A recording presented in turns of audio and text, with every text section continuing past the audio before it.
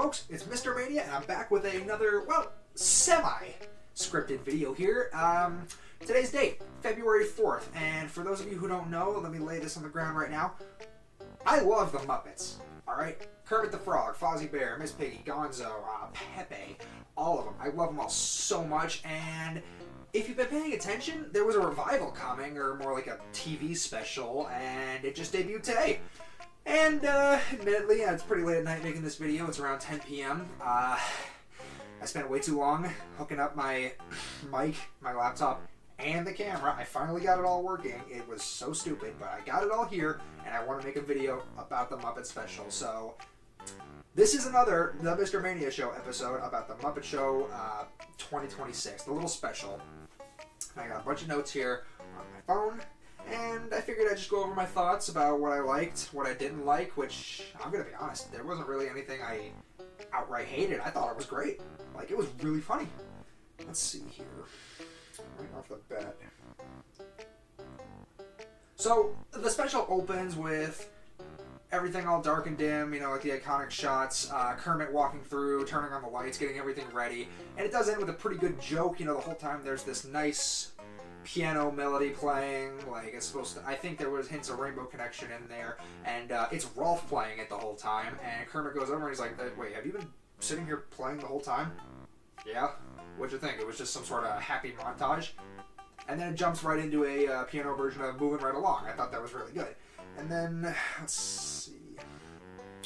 Right, if you watch the original show, you'll know it opens with Scooter being like, whoever the celebrity is, 30 seconds to curtain, Mr. or Mrs., and it's Sabrina Carpenter this time, so Sabrina Carpenter, 30 seconds to curtain, Miss Carpenter. And I thought that was pretty cool, you know, because it's a Muppet Show, you gotta have Scooter doing that. And then, the theme song, man, the iconic theme song, you know, time to light the lights, time to play the music, put on makeup, dress up right, it's the Muppet Show. It felt a lot more jazzy this time, I don't know, like, it felt a lot... It felt much faster paced and almost like a big band energy, which I actually really liked. Let's see, what else do I have on here? Right. Something that was made very clear throughout all the marketing, and even in this part of the special, Kermit comes out on stage and says, hey, look at that, we're back in the theater where we used to do it, and then we didn't, and then we're back again, and hopefully we don't go away again and can stay back, depending on how well things go tonight.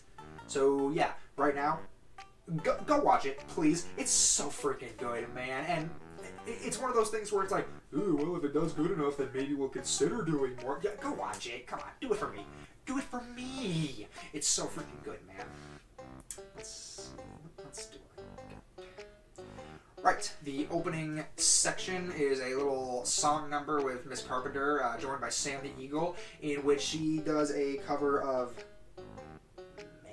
Right, the song's called Man Child. I'm gonna be honest, I'm probably gonna annoy a lot of people. I have zero cultural knowledge. Alright, that later on Maya Rudolph, I think that's her name, shows up in this. I didn't know who she was, so I don't know if that's gonna annoy anyone, but yeah. So, Man Child, she's in a bar with dancing chickens, and she is beating up a bunch of Sesame Street NPC looking characters, all while Sam the Eagle looks horrified. It was a good song. The dancing chickens were funny, and we got a little cameo of Crazy Harry playing with the fan and a lot of chicken feathers. Poor Camilla. But it was cool to see Harry. Let's see, what else do I got? Right. Next up, after that first little opening number, is the scene from the teaser, you know, where Kermit's like, hey, Scooter, come here. And it's the whole thing about too many acts for the show. Kermit does a little joke. Well, you know, I said their acts sounded fun. That's me telling them no. And then we get the gag about Miss Pig, him saying, the next person who walks through the door is going to get cut. Cut to Miss Piggy. So, yeah, pray for Kermit. Let's see. Speaking of Piggy, though, there was actually a lot of jokes at her expense. Like, her specifically, at her expense in this special, and I don't remember there being a lot of jokes at her expense in the original Muppet Show. Maybe I'm wrong. I'm sure there are bigger Muppet fans than me that can tell me this. But in this scene alone, when she walks out, she's talking to the Swedish chef, like, make way, talent's coming through, and he's looking like, ooh, talent, where's the talent? So, you know, calling her talentless. At the beginning, when she meets Sabrina Carpenter, she basically gets called old and has a little freak out there. There's a song between Sabrina and Kermit in which Piggy is the butt of the joke again until she hijacks it, but we'll talk about that later. And multiple other instances, honestly. Like, they were really going in on Piggy this special, which... I mean, again, I thought it was funny, but I don't remember that being in the original show. And speaking of surprising things, there was a surprising lack of Fozzie in this special, man. And, like, Fozzie's not my number one Muppet or anything, but, like, he's top 3. It's Fozzie Bear, man. You gotta have him. But, like, he shows up for one scene. He does the stupid thing from the teaser. If you remember, he put on the big balloon hat, his thinking cap. He talks to Seth Rogen. That's kind of Fozzie's relevance to this special, which I'm a little bummed because, again, I really like Fozzie, but if you guys do your homework and go watch the special and we get more, we can have proper Fozzie adventures. Done. What else? Next up, because Fozzie didn't get a segment, but Gonzo did. I'm kidding. I love Gonzo. He's hilarious. We get a classic Gonzo stunt mishap in which he attempts to do a death-defying obstacle course on self-driving roller skates, in which he also recites, what is it, the Academy Award winner for Best Supporting Actress, right. And, of course, he tries it, he's about to go off, he starts naming names, and he goes completely in the wrong direction, and it's a running gag for the rest of the episode. He's just zooming through the studio uncontrollably, causing chaos, and he's still naming names. Like, it's really funny. I actually really enjoyed that gag. The fancy dance scene, which had, I'm pretty sure, at least 3 jokes at Piggy's expense. And again, I'm not trying to come off like, ooh, I can't believe they did Miss Piggy so dirty. No, I thought it was hilarious, but I'm just surprised how much they did. And this is also where we got a cameo for Pepe.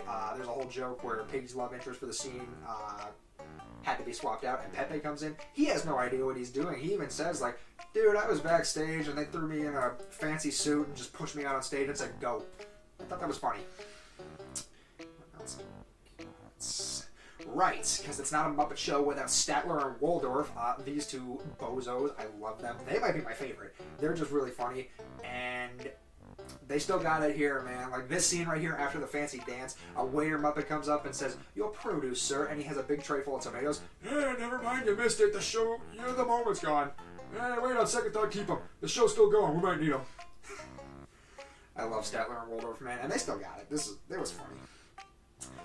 Next up was probably one of the most shocking for me personally segments of the show.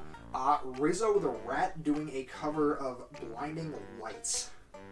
I don't know what song that is, but it sounded really cool. The idea that it was like in a dingy city with neon lights, and he looked like he was rapping. It was honestly really, really funny. Like, I don't have much history with Rizzo. I don't really know much about him as a character, but like this was really funny. It was a good song, and overall, like, just good, man. And like the whole time, the whole set's falling apart because one of them spilled coffee on a breaker. There's sparks flying everywhere. The lights are flashing. It was funny, and it was actually kind of cool.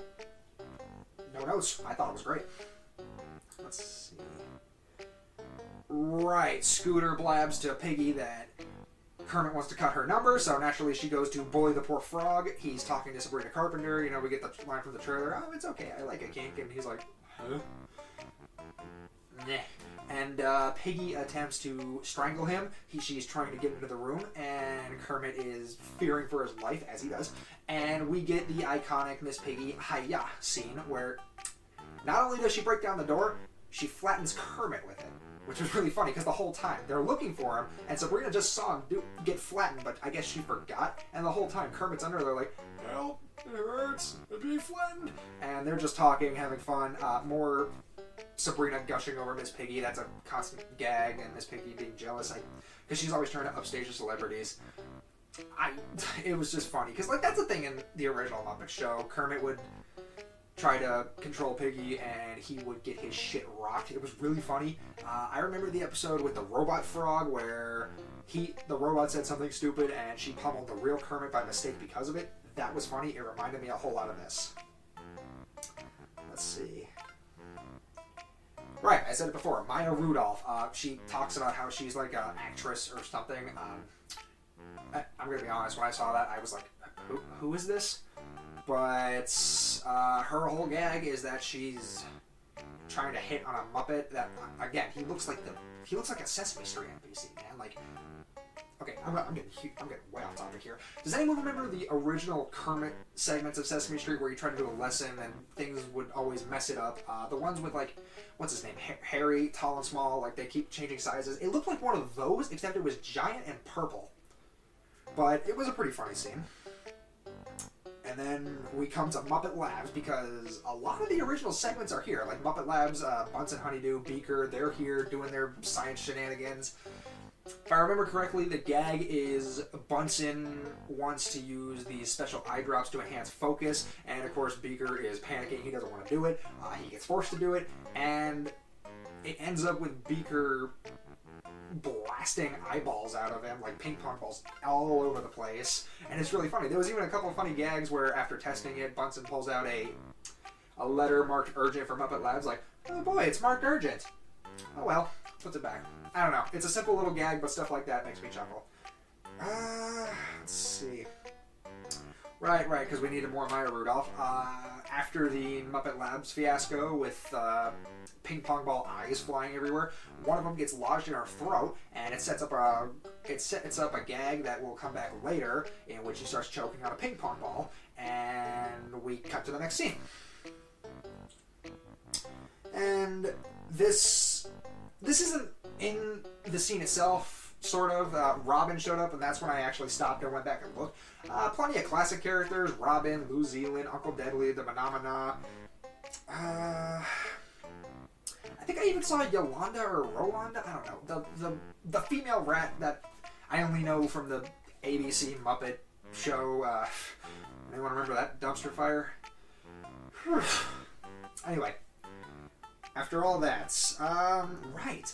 So, there was a brief little scene of Janice and Kermit, which was fine, you know, she's doing her whole, oh, well, dude, your energies don't look so good, they look bad, and there's a gag where she tries to get him to hold his breath to relax, and she walks away, so he's sitting there like, Janice, can I breathe yet? And eventually, you know, he has to, and it actually helps him relax, but I actually kind of really appreciate this because Janice and Kermit is a bit of an odd pairing. Like, I wouldn't think to put those two together, even just for like a brief 30-second gag. So credit where it's due. A little bit of unexpectedness. Is that a word? And it was good. That's all I'm gonna say. Moving on. Right. Let's see here. Right. So the Maya Rudolph gag pays off. They're carrying her off in a stretcher, and we get the iconic return of the Muppet News guy. This is a Muppet News flash. Blah, blah, blah, blah, blah. Maya Rudolph has died. She's being carried out on the stretcher. We see Sweetums. We see the purple Sesame Street looking guy with her because I guess he actually fell for her. Poor fella. And she coughs up the ping pong ball eye that they use for Beaker. And she starts talking a lot about how she was giving an award show. There was like a river and like a big angry red guy. So, and the whole time everyone's looking at her horrified like, huh? And she's like, oh, that sounds like heaven, right? So, you know, very obvious hell joke, I guess. Yeah, I'm going to be honest, the Maya Rudolph thing did kind of fall flat for me because I don't know who the hell she is. All right, that I don't know. Not trying to drag on her or anything, but I don't know who she is, so I don't really get it. And I guess speaking of celebrities, I'll go back to Seth Rogen. He shows up, he's going to have an act on the show, and Fozzie cuts him, and then every now and again he's in the audience. Yeah. Let's see, what else do we got? Right. Okay, so next up is the song between Sabrina Carpenter and the Frog. And I wanted to avoid talking about it, but I gotta, because, you know, he's like the main character. We got time. Kermit's voice.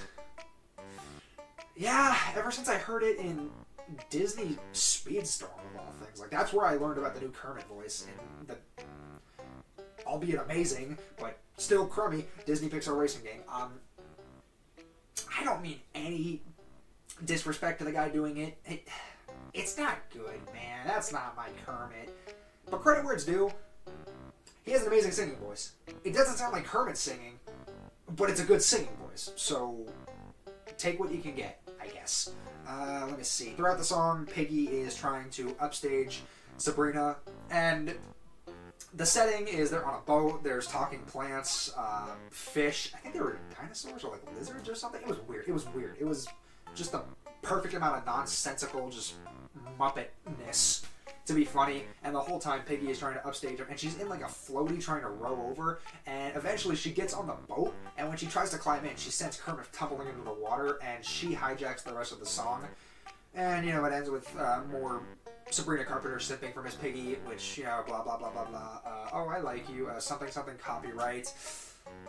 Maybe I didn't enjoy this as much as I thought. I don't know. I'll talk about it later. Let's see. Anything else? Right. After Sabrina and Kermit's little number, or I guess Sabrina, Kermit, and Piggy's number, the grand finale. The running theme throughout this show is that Kermit, Scooter, by proxy, accidentally booked way too many acts, and everyone's like, oh, when can I go? When can I go? I want to perform. And there's only time for one more act, so Kermit, and this is like the heartfelt moment, the serious, I guess you could say. You can't really even say serious with the Muppets. And I'm pretty sure Gonzo zooms by on the skates again, so, serious goes out the window. Kermit has a heart-to-heart with the whole gang. He's like, guys, we can't do all your acts, but do you trust me? And they can't help themselves. They sneak in a joke. He asks everyone to trust him, and Fozzie's like, oh yeah, we trust you, Kermit. Well, maybe not that guy, and just points to a random Muppet. Super duper Muppet fans, maybe you know who that one is, the one I'm talking about, and the one who goes, nah, I can't trust you, man. I've been burned too many times. Because they can't help themselves. And the joke was funny. I laughed at that. But Kermit walks out on stage. We get him addressing the audience.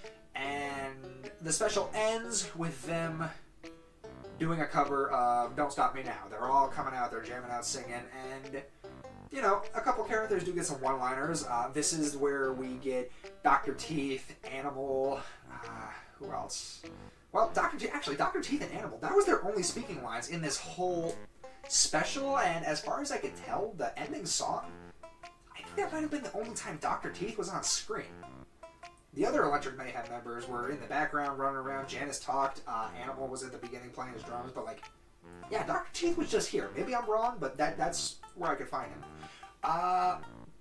The Muppet that played Miss Poogie in the 2011 movie, the bootleg Miss Piggy, the thug one, she got a line too, which is really funny. I don't actually know if she's called Miss Poogie. I just know her from the 2011 movie.